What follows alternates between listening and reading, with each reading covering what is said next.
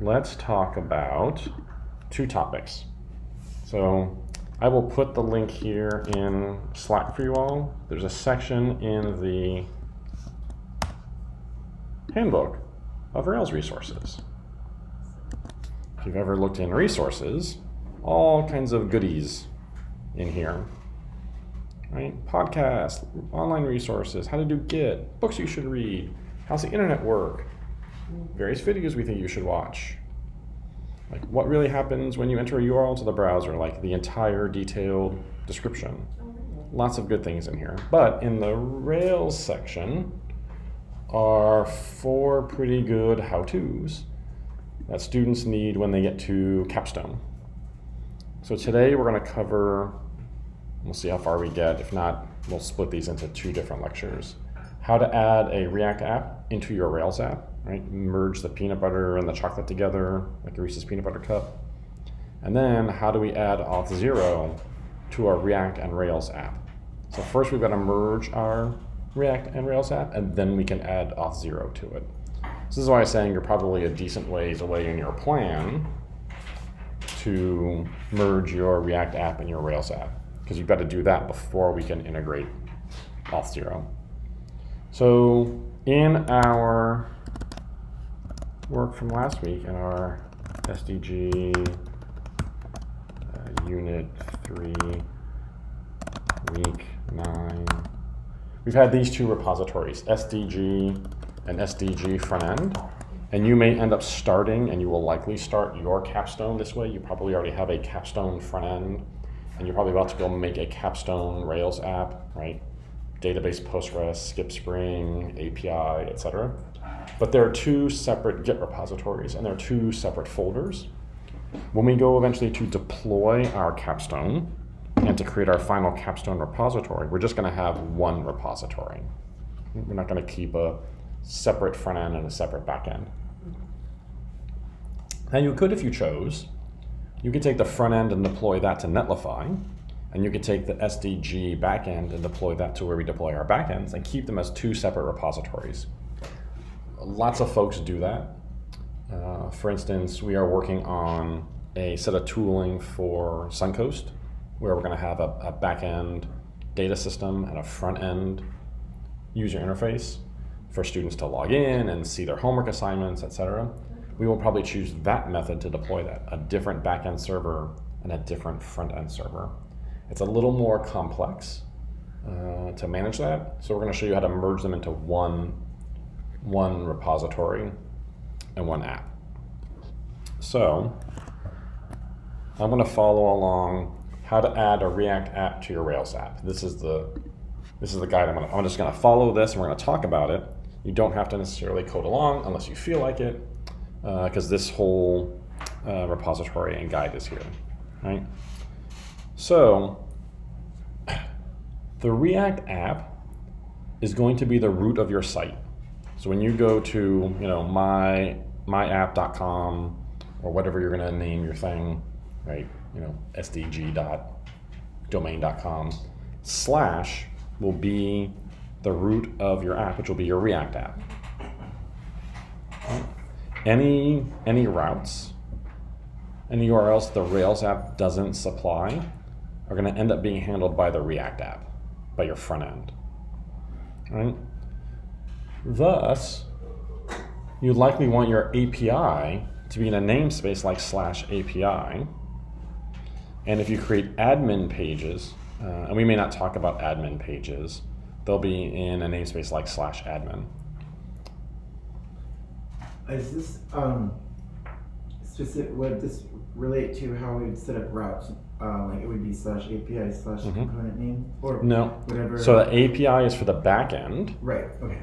Right, and we talked about that last week. Remember last week we had /cohorts /cohort students in the back end, and we had routes in the front end that was /cohorts, and we're like, whoa! Okay. Yes. When we put these together, they're going to collide. So we want to keep our front end URLs very human friendly, right?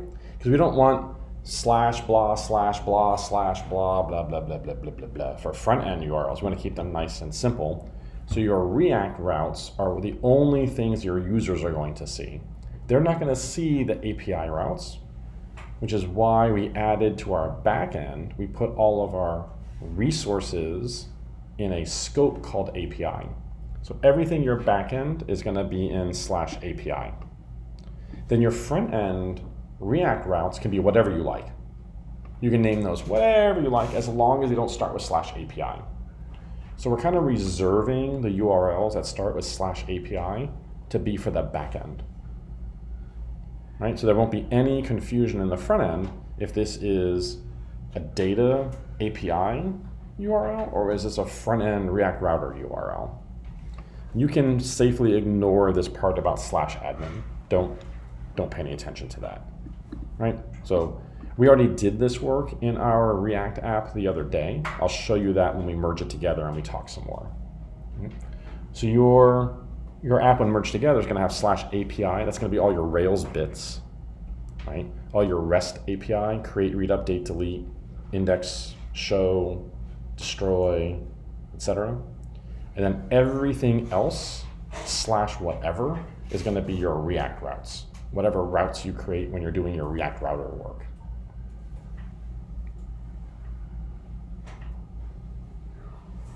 Cool. So that's going to be part of when we merge this together. We're going to use a tool called JSON in this procedure. So I'm going to install this tool in my computer so that I have it. Just literally going to walk step 0 through step n. So we have these two folders. We have SDG and SDG front end. I need to merge these two folders together. Right? We need to get our React application into the Rails application. We've got two choices. Either we can make a new React app, or we can copy an existing one. So if you've already been building your React application as part of your capstone, cool. You have something, it's working, we can use that, and we can just copy that inside of our Rails application. Or if you're building a brand new thing, you can run app from inside of your Rails application.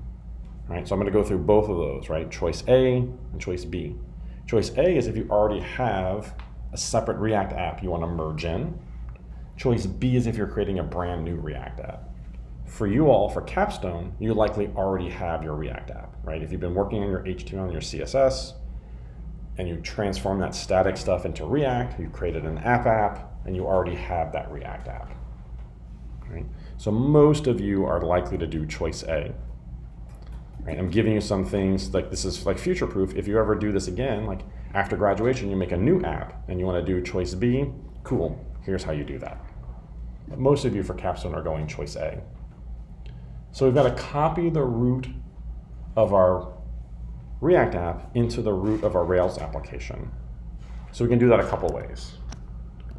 If we're in the Finder, right? If we're in the Finder, we can take our front end app and just drag it into the root of our app here. Right? I didn't mean to hover that long, so right? I can take my front end and just drag it into the root directory, the main directory of my backend. Right? Same kind of thing in Windows with Explorer, you can drag. Right? So that's one way, right? Click on the front end and just drag it into the backend folder. Or you can use the command line to use the CP command. Right? So in this case, the CP command would look something like this.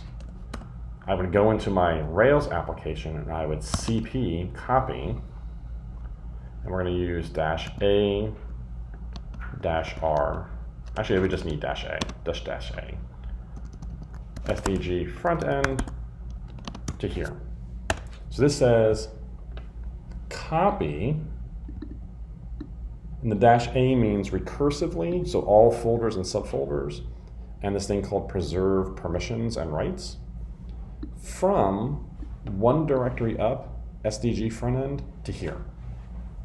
So copy recursively and preserving everything from a folder that's one level up, and in that folder one level up, my front end was called SDG front end, your stuff's gonna be called something different, to here. If your two folders aren't in the same place in two parent directories, this command will not work. You cannot just copy pasta this. You have to think about where your folders are. I'm giving you an example here that works for my scenario where I had the 2 folders being siblings. If you created one folder in week 7 and your other one is in Capstone, you've got to massage and change that command line to be the right thing. Okay? So hot tip, you probably want to do this with an instructor or somebody around to help you not muck it up. So let's just say I made a backend repository, and then I want to create front-end repository. In that case, can I just create it in the backend, the repository? Yes, So but that you don't need to copy. yes.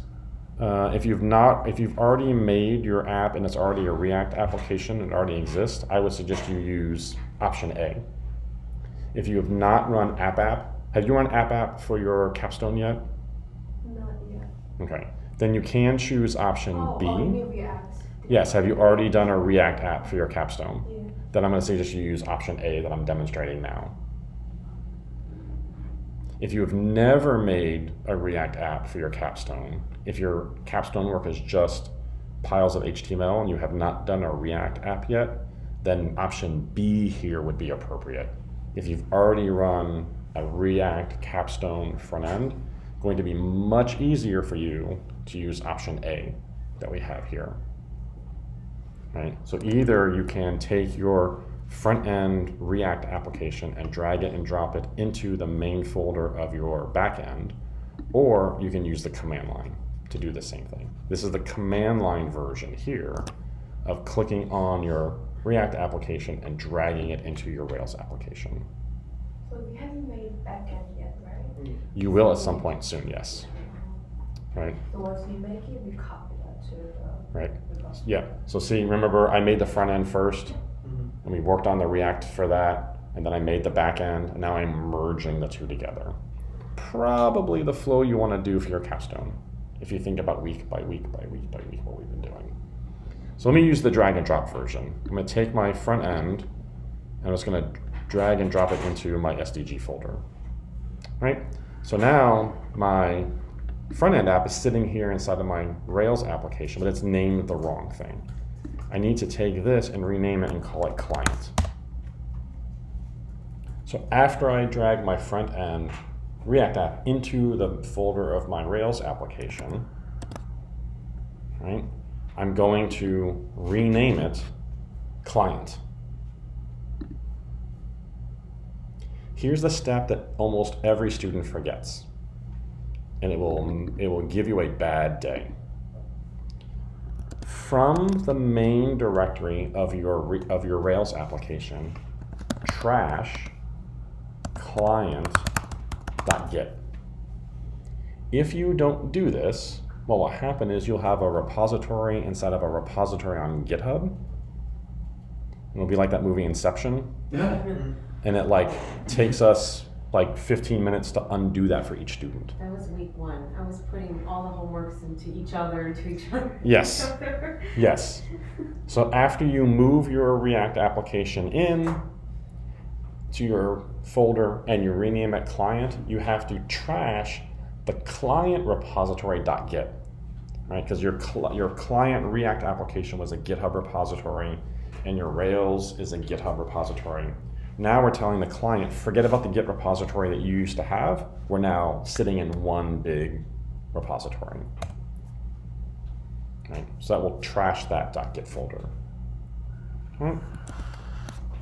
So now that we've done that, we've got to do a couple things.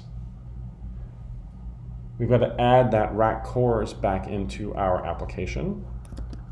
We likely, I think, have already done this, because we had already done the step of trying to use our front end and back end together.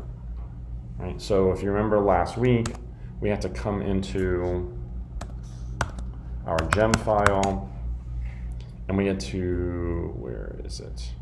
We had to uncomment this rack cores, right? If you've already done that, great. You can uncomment it here, or you can uncomment it yourself. Then, in our cores.rb file, we want to make it look like this. Right, which is the same as the example here.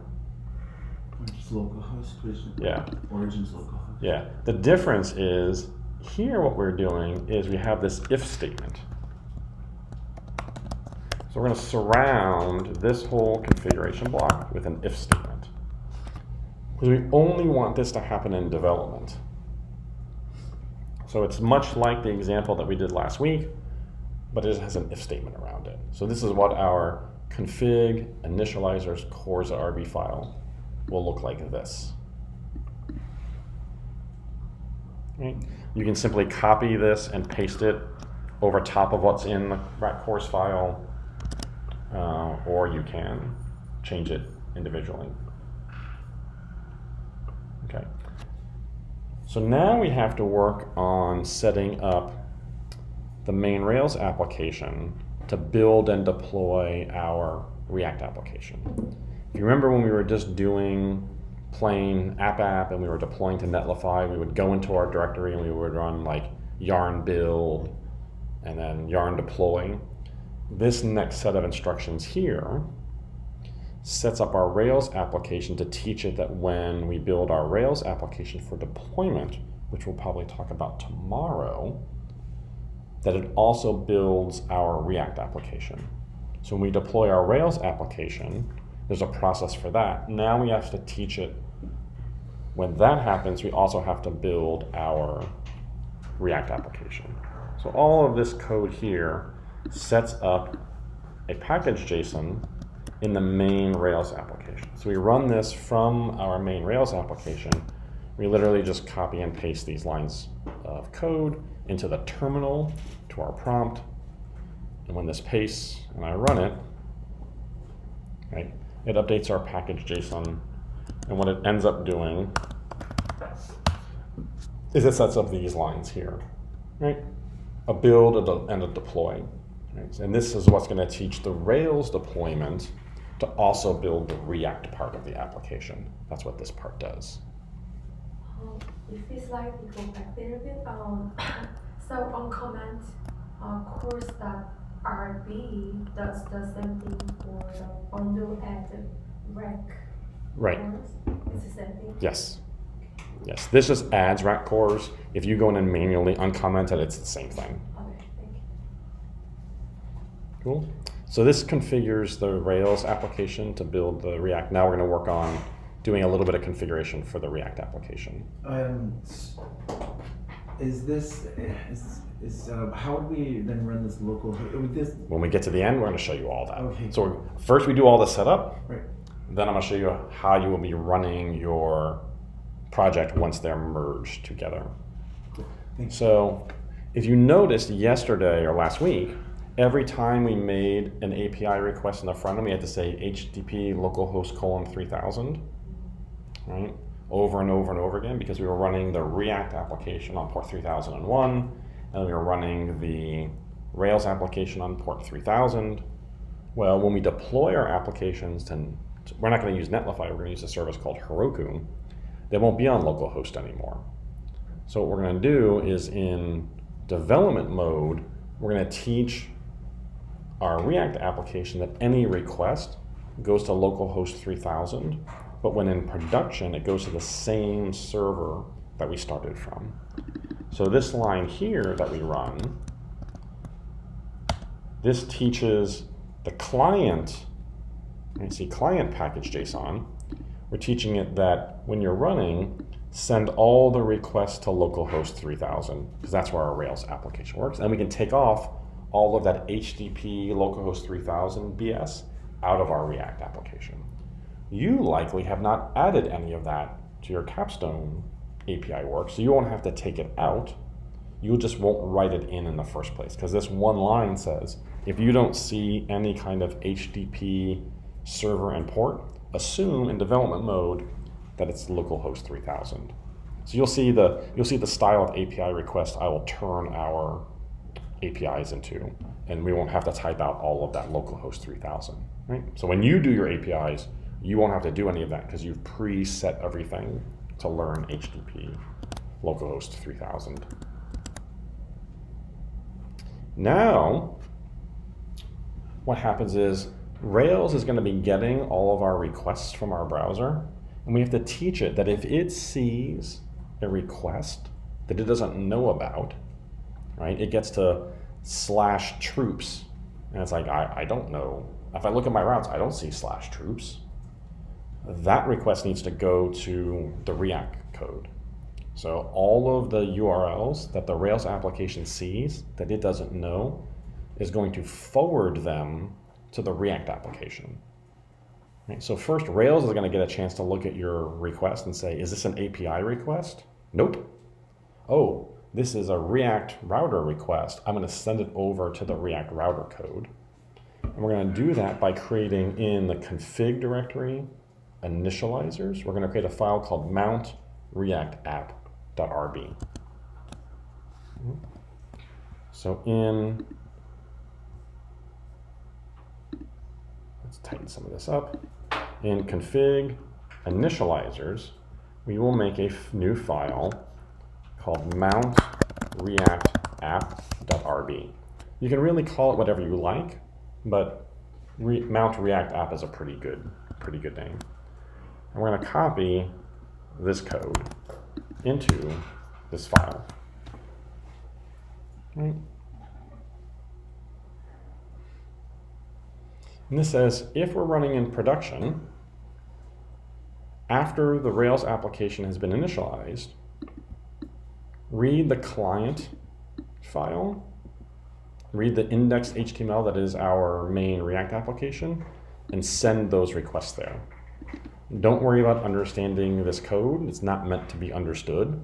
Just know that this is what tells Rails, if you don't recognize a route, send it over to the React application. 200 means good, that's all I know. Yes, the 200 means good, exactly, right?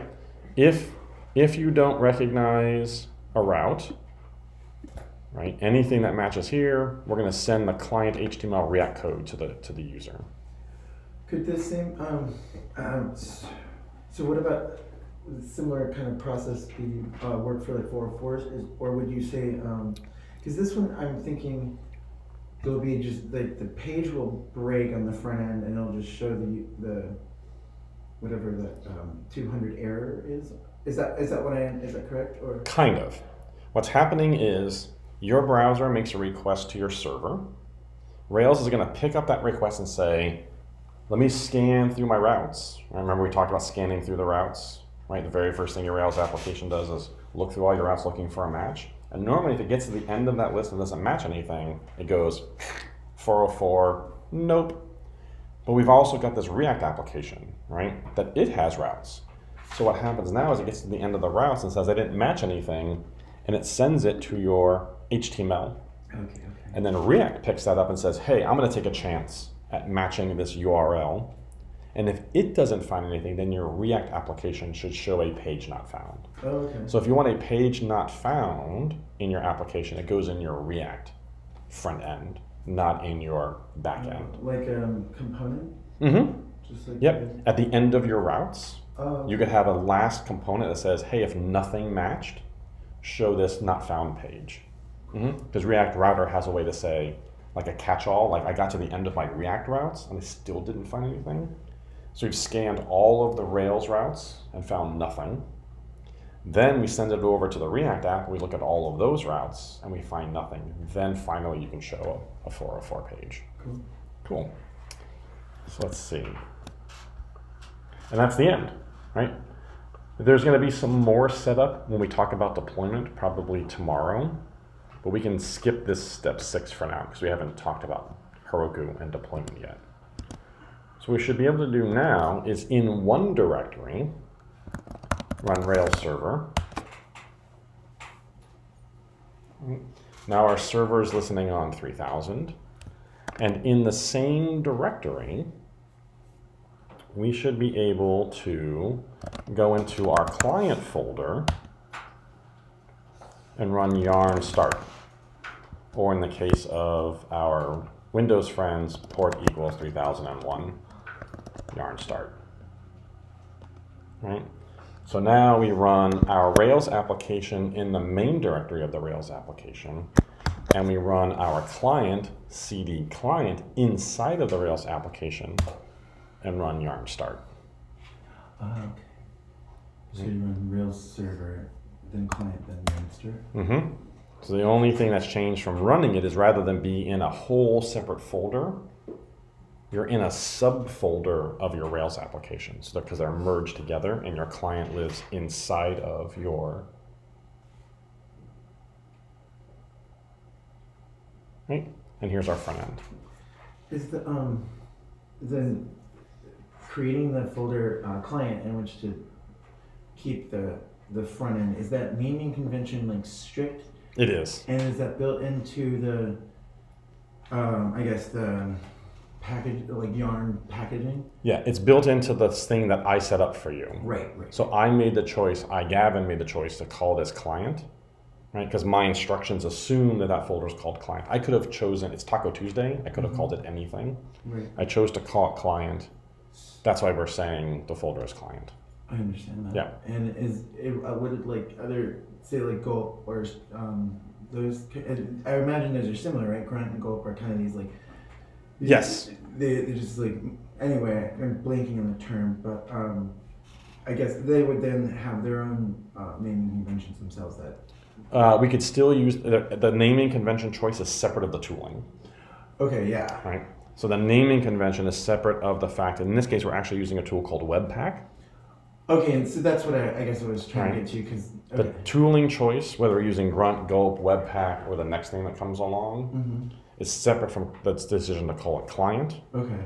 right? It happens that the Create React app and the app tool uses Webpack to compile your JavaScript and your CSS, but that's independent of how we've decided to layer the React front end inside of the Rails application. Okay. That choice would probably still be the same, even if we weren't using Webpack, we were using Gulp or Grunt Right. or Well, something else. Thank you. That's what I was Yeah. wondering. Cool. So now, remember I said that the other day that we had all of these APIs that we had to write HTTP localhost 3000 and wasn't that annoying?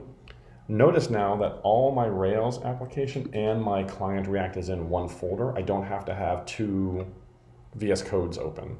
I just have one VS Code open, and here's all my React code. Here's all my Rails code, right? Like at Reese's Peanut Butter Cup, we've got our React code in the client folder, and mostly our Ruby and Rails code in app and config and etc. So now, luckily, in my components, where's my list cohorts? I don't have to have all of this localhost 3000 stuff. I can get rid of all of this and just say /API. This is great because the same /API cohorts will work locally and it will also work once we deploy it. So when you start creating your APIs, you won't have to worry about localhost :3000 for your API work, right? All you'll have to say when you access your APIs is /API. Right? All this bit that I had to do last week because I had not yet shown you how to merge your applications about localhost 3000, you won't ever have to do any of that stuff. Isn't that great? Yeah. Right? You can just say, what's my API? It's /API. So all of this localhost 3000 goes away. But you still need to keep the package.json. Yes. Yeah. You won't, this step that I'm doing now, you won't have to do because you will never have written HTTP localhost 3000 in front of every one of your APIs because you will probably merge your React application and your Rails application before you start using your own API. So now I get to go back and take all of those out, and now my code is much more simple. I just leave this last proxy in here. When you start writing your code, all of your fetches and gets and Axios calls, you can just start with /API. You don't have to worry about localhost 3000. I had to worry about that last week because I still was using them as separate applications. So that should indicate to you that the point at which you're ready to merge your React application and your Rails application is the moment that you're ready to start using your own API from your React app. You can keep them separate until the morning that you say it's finally time for me to use my real API from my React app. That's when you should merge them together. Right? Until that point, it's fine to keep them separate. Right? Do your scaffolds, do your Postman work, check everything out in Rails. Keep working on your React app with router and whatever you need. As soon as you say, oh, it's time for me to use my real API, before you do that, merge them together and then start, because then you can just say /API/troops/API/companies, right? And you won't have to worry about all the localhost 3000 stuff. This should all still work. Yep. All right. And then I will commit everything. Once I've merged my two apps together and I've double checked that everything is still working, then I will make a commit that says, I'll make a commit here that says merged React app into my Rails application. Right, and it's going to be a huge commit because it's got all your React stuff in. I would suggest, as a top tip, is that after you go through this and you've done the merge, come check with me that you've done it correctly before you do any commits. Right? Because we can fix anything before you do a commit. After you've commit and pushed, it's a little bit harder to back out those things.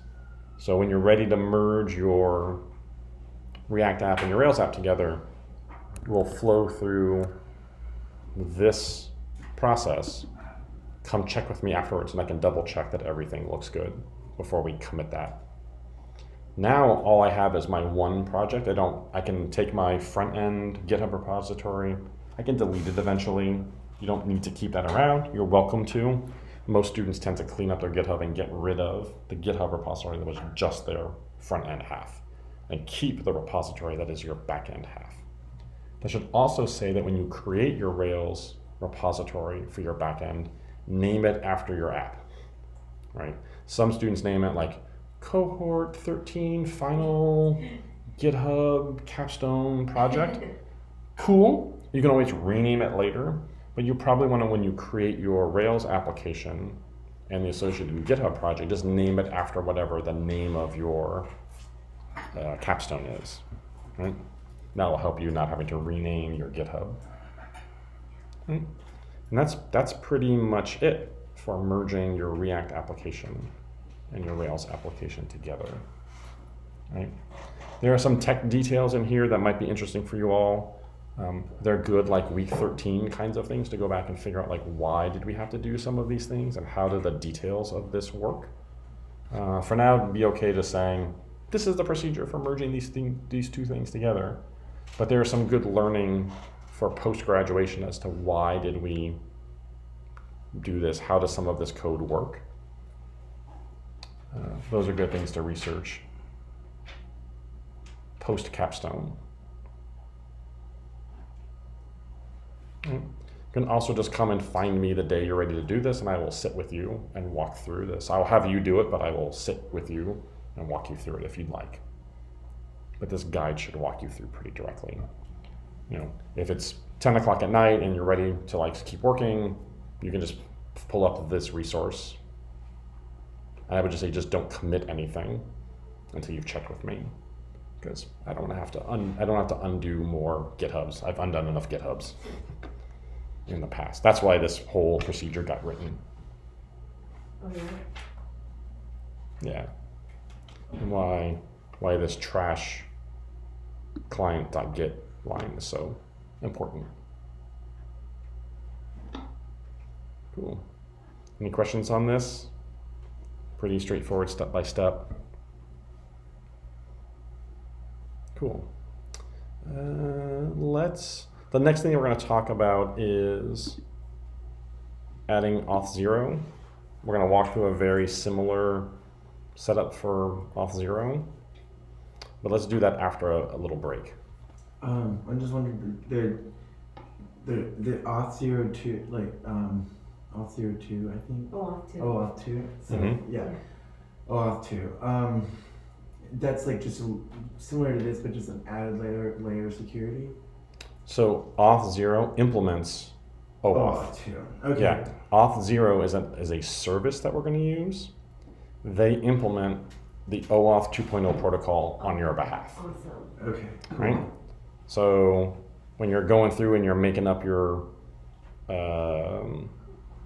like resumes and what you did, like you can say like used OAuth 2.0 via the Auth0 service. Right? We're using Auth0 instead of coding our own. Right? So you're using Auth0, the Auth0 API, and it implements OAuth 2.0 for you. So when we come back, let's walk through this guide, and let's add authorization to the SDG app that we made. And we can see how layering in users would work. Cool. So it's 10:44. Let's come back at 11, and we'll walk through that part.